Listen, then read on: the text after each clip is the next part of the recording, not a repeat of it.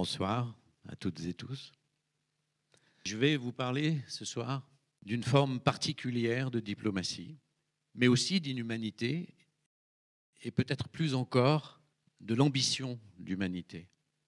Qu'est-ce que la nouvelle diplomatie? En fait, c'est une démonstration de la pertinence de savoir s'affranchir du politiquement correct.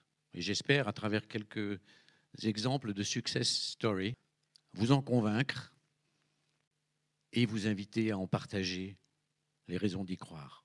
Alors, le premier exemple de transgression ou d'insoumission a été la création même de l'ONG Handicap International.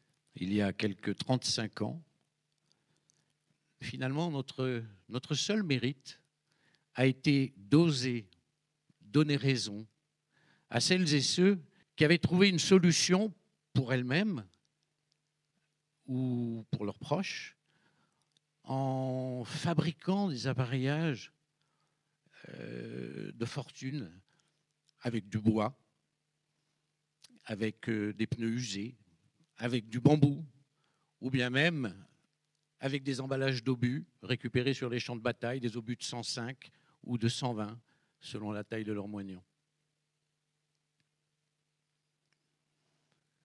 Alors il faut se souvenir qu'à cette période, dans les années 70-80, les mines antipersonnelles avaient été utilisées massivement. Quelque temps plus tard, quand nous irons au Cambodge, en janvier 81, quand l'accès au Cambodge sera devenu possible, nous découvrons que ce petit pays, à l'économie ravagée, devait faire face à une population de 27 000 amputés. Plus tard, nous découvrirons que l'Afghanistan en comptait quelques 70 000. Par la suite, au Mozambique, en Angola, nous saurons qu'il se comptait par dizaines de milliers. On était là très très loin des prétentions des militaires qui parlent de dommages collatéraux. La crise des mines antipersonnelles était véritablement un fléau planétaire. Au bout d'un certain nombre d'années, Handicap International a pris conscience d'une obligation nouvelle. Celle de tenter d'enrayer la prolifération insensée de cette arme. Celle également d'enrayer les mutilations programmées de dizaines de milliers de nouvelles victimes civiles chaque année. Et pour cela, au fond, c'est une fois encore une forme d'insoumission qui nous a invités à entrer en politique. Pour cela, nous avons scellé une alliance avec un certain nombre d'organisations humanitaires, Human Rights Watch, Physicians for Human Rights, Vietnam Veterans for America Foundation, ça c'est du côté américain, et du côté européen, à nos côtés, il y avait Medico International d'Allemagne et Minds Advisory Group d'Angleterre. Et tous ensemble, nous avons scellé une alliance avec une poignée de pays emmenés par le Canada. Et cette coalition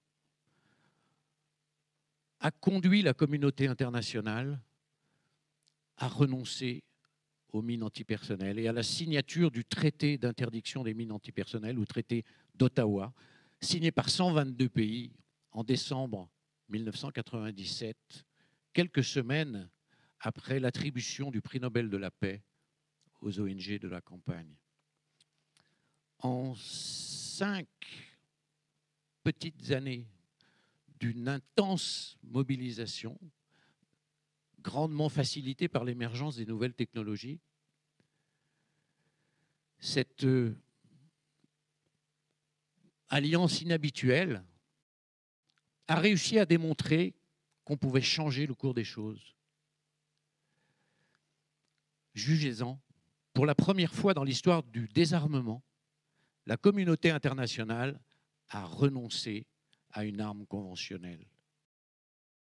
La nouvelle diplomatie était née. Alors maintenant, je voudrais vous parler d'une nouvelle mobilisation collective. United Against Inhumanity, ou l'Alliance contre l'inhumanité. Cette campagne, elle est portée par une poignée d'individus résolus, avec le soutien de plusieurs ONG, et elle n'a ni plus ni moins que l'ambition de faire reculer l'inhumanité grandissante à laquelle on assiste tous. La crise syrienne, le Yémen, la Somalie, le Sud-Soudan, la République centrafricaine, la République démocratique du Congo, la crise des Rohingyas. Bref, vous vous posez la question de savoir comment, quoi faire pour agir, pour conjurer le pire à notre échelle de citoyens. Alors, pour illustrer cette problématique, je vous invite à regarder ces quelques images.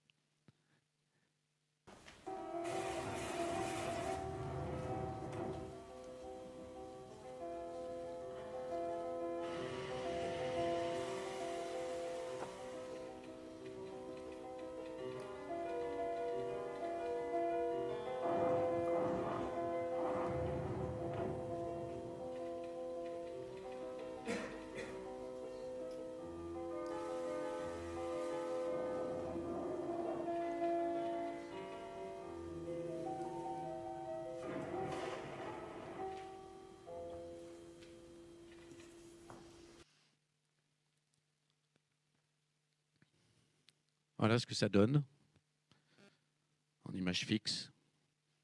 Et voilà comment ça dévaste l'intimité des familles.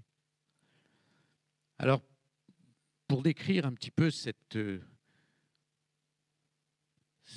descente aux enfers, cette spirale de la dégradation du droit international humanitaire, il faut garder à l'esprit que ce qu'on appelle les lois de la guerre, en d'autres termes, qui interdisent de faire la guerre n'importe comment, sont des acquis des grands massacres contemporains. Et ce à quoi on assiste aujourd'hui, c'est véritablement un retour de comportements barbares, en ayant recours à la guerre totale chaque fois qu'on considère que ses intérêts supérieurs sont en jeu. Et ça, c'est extrêmement préoccupant parce que finalement, au fil du temps, ça fait 7 ans que ça dure en Syrie, l'indignation devient silencieuse. Les opinions publiques finissent par accepter. L'indifférence s'installe. Et finalement, au bout du bout, la disponibilité à l'accueil des réfugiés se durcit. Alors cette campagne, cette alliance contre l'inhumanité en devenir, elle veut incarner un sursaut des sociétés civiles. Parce que l'expérience nous a appris que seule une mobilisation puissante et de refus par la société civile a des chances d'être audible par les gouvernements.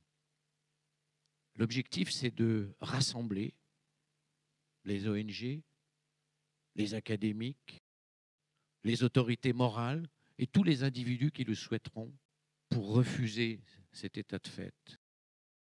L'objectif, c'est d'affirmer tous ensemble les civils doivent être protégés, que le droit d'asile doit être respecté et que l'impunité ne doit pas devenir la règle. Et c'est au service de cette finalité que nous avons entrepris un certain nombre de consultations. Nous nous sommes réunis avec tout un réseau de gens qui sont soit des anciens humanitaires, soit des académiques, soit des représentants des autorités morales diverses. Nous nous sommes réunis à Londres, à Genève, à Paris, à Maputo, au Mozambique, à Beyrouth, au Liban, à Phnom Penh récemment. Et nous préparons des rencontres à Berlin, à Nairobi et à Bangkok pour que cette alliance soit véritablement le reflet d'une mobilisation des sociétés civiles de l'ensemble des zones de la planète. Et nous avons commencé à poser un certain nombre d'objectifs. Alors à long terme, c'est bien sûr la restauration du respect des règles qui interdisent, d'une part, de cibler des villes, de cibler des infrastructures non militaires, de cibler des hôpitaux. C'est aussi les règles qui interdisent le siège des villes et le déni d'accès à l'aide humanitaire aux populations civiles qui sont prises en otage.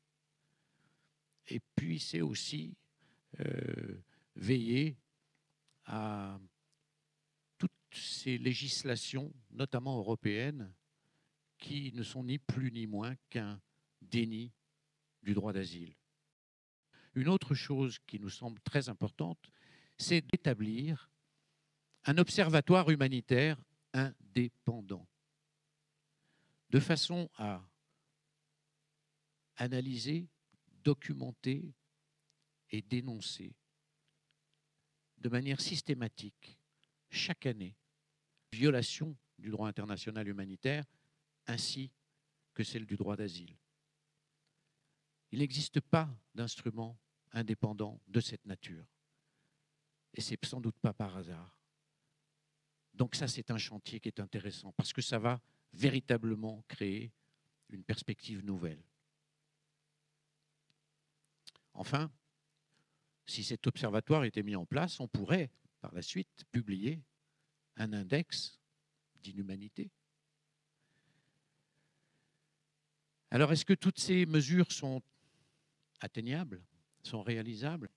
L'observatoire est réalisable parce que beaucoup de gens considèrent que ce serait une véritable nécessité. Nous sommes conscients que ce ne sera pas facile.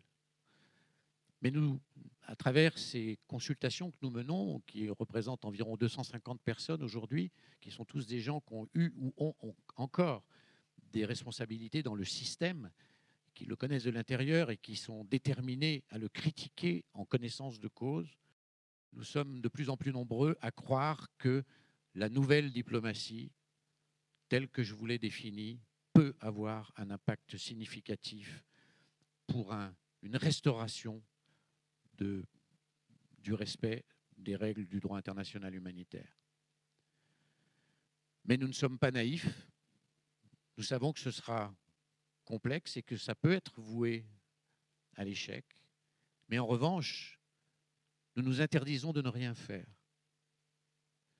Au minimum, ce que nous aimerions réussir, c'est d'entretenir un état d'esprit de résistance fiévreuse au cœur de la société civile. Un état de refus, de non-consentement, de non-acquiescement à ce qui se passe. Et au final, un terreau fertile à la reconquête du principe d'humanité quand cela sera le moment. Et j'ai à dessein choisi cette photo pour la conclusion de ce TED. Cette chaise, qui mesure quand même 12 mètres de haut, a été installée par Handicap International dans le cadre de sa lutte contre les mines antipersonnelles. Son pied arraché symbolise l'infamie de manière visible. L'infamie qui est faite à un individu, à sa famille, à sa communauté, à chaque explosion d'une mine antipersonnelle. Au moment du traité d'Oslo, nous l'avons redédiée dans sa position. Elle fait face à la vallée des drapeaux du Palais des Nations Unies. Elle est là en permanence. Nous l'avons redédiée à la lutte contre les conséquences des bombes à sous-munitions. Et tout récemment, nous lui avons donné une nouvelle signification, qui est justement de refuser farouchement la spirale actuelle et l'accélération de la violence sur la planète. Merci de votre attention.